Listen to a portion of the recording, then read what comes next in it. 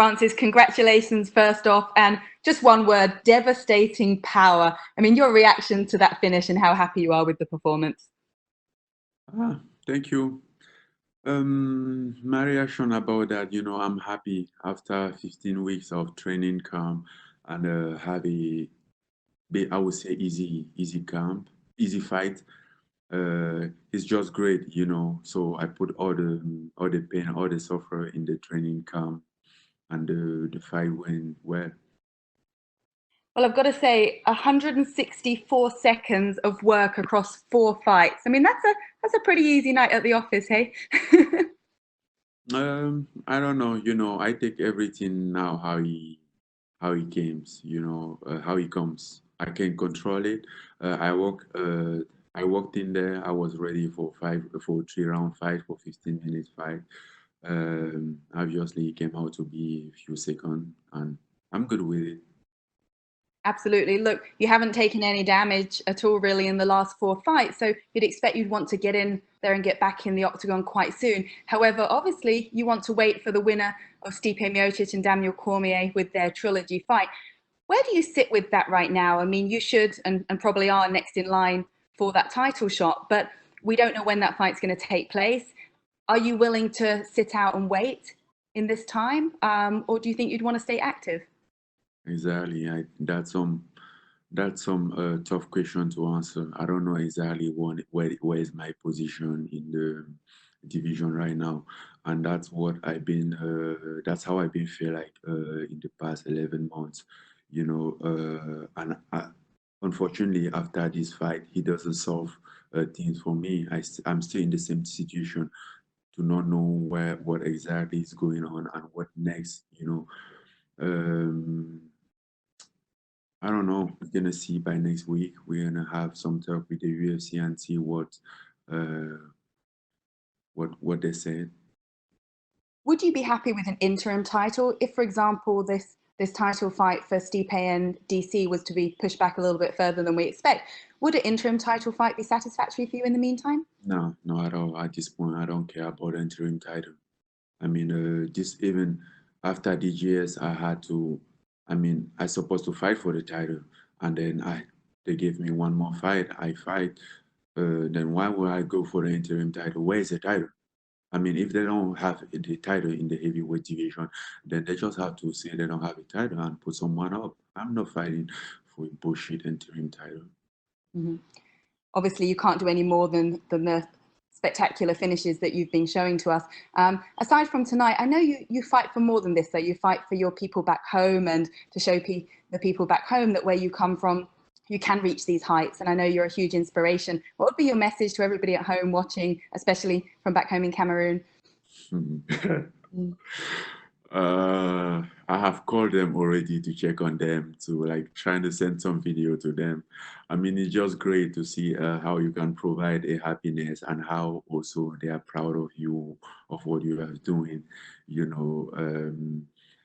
Obviously, I fight for them, but they are also them for me. They are my strength and they are my motivation as well. So it's win-win. It's a good combination. And some footage you should watch back afterwards. You should watch Daniel Cormier's face. The television camera kind of did a close up on his reaction when you got your knockout tonight. And obviously he could be your potential opponent in the future. So I'd watch that back. It was shock. Yeah, I didn't see that yet, but I'm sure I'm gonna see. Now, talking of that, first I want to ask you, who do you think wins the trilogy between DC and Stipe, and who would you like to fight out of the two of them? Obviously, you've had that fight with Stipe before. That trilogy has to happen first. I mean, I have to believe that it's gonna happen to start to think about it. I'm not thinking about the fight that I don't know if it's happened. It's been almost a year now. I'm not. I mean, I respect both of them. I have a huge respect for GC, even as a person, and I respect Stipe. Um, but I don't believe. I mean, I don't want to think about that fight since it's not happened, because everything that he brings to me is just a frustration. But obviously, I would like to fight DC, but the thing is, I want a rematch against Stipe so bad. So I would like to fight Stipe first. Then maybe after DC decide to come back or to fight again, then we will fight. Well, we don't want to talk about any more frustrations for you. Just to celebrate your performance tonight. It was, in fact, spectacular. Thank you for putting on a show for us tonight. Okay, thank you, Caroline. Thank you. Next, we have Aaron Bronsteiner for TSN.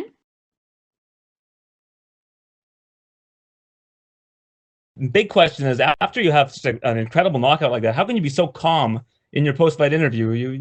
You don't have such crazy emotions after that. How do you remain so level? I don't know. Emotional. I was happy. Very happy. Sometimes I express my emotion out loud, like some people. That's just me. Your last 4 fights have lasted under 3 minutes total. Do you feel like you're not getting enough in-cage action? I mean, obviously you want to get quick finishes, but are you worried that you're not getting enough time in there? Honestly, yes. I mean, sometimes I think I should be having more experience by getting a fight will last longer. But at the meantime, I'm not complaining as long as what I'm doing or the work that we are putting in is working. At the end of the day, we want the same thing. We want, we are fighting for the same reason to have our hand raised. And then just it takes what it takes, but as long as I get a victory, it's okay. People haven't been able to see your all-around game. How much do you think it's improved over the last 2 years? He has improved a lot, but as once again, I can showcase him, but I can showcase it, but it's fine. Once again, when I gonna have a chance, I gonna showcase my round game. All right, thanks, Francis. Appreciate your time and congratulations. Thank you, Aaron. Next, we have Justin Barrasso with Sports Illustrated. Francis, congratulations on the win. Thank you, Justin. You're welcome. I know you're obviously an incredible fighter, lightning in your fingertips, but wrestling isn't always necessarily known as your strength. Is that the priority moving into a potential matchup with Cormier or Miocic? I mean, this is a great opportunity to show the fight world that you're more versatile than maybe some people give you credit for. Okay, so let me put it this way. I'm not going there to prove it's not a wrestling match either with DC or with Stevie. It's an MMA match, and these guys has been a wrestle for their entire life. I'm not going to stop my career and go back to wrestle for 10 or 20 years to come wrestle with them or to come prove a point. I believe that we can have a game plan and then put a good training, come in and come back and win the fight, and that's what matters. I'm not doing. If I would wanted to do wrestling, I would go do the wrestling, but I'm doing MMA. And thank you for that, Francis. And did it bother you tonight? I mean, he called you out for a fight. He got you, obviously. Were you surprised that someone would call out Francis Ngannou?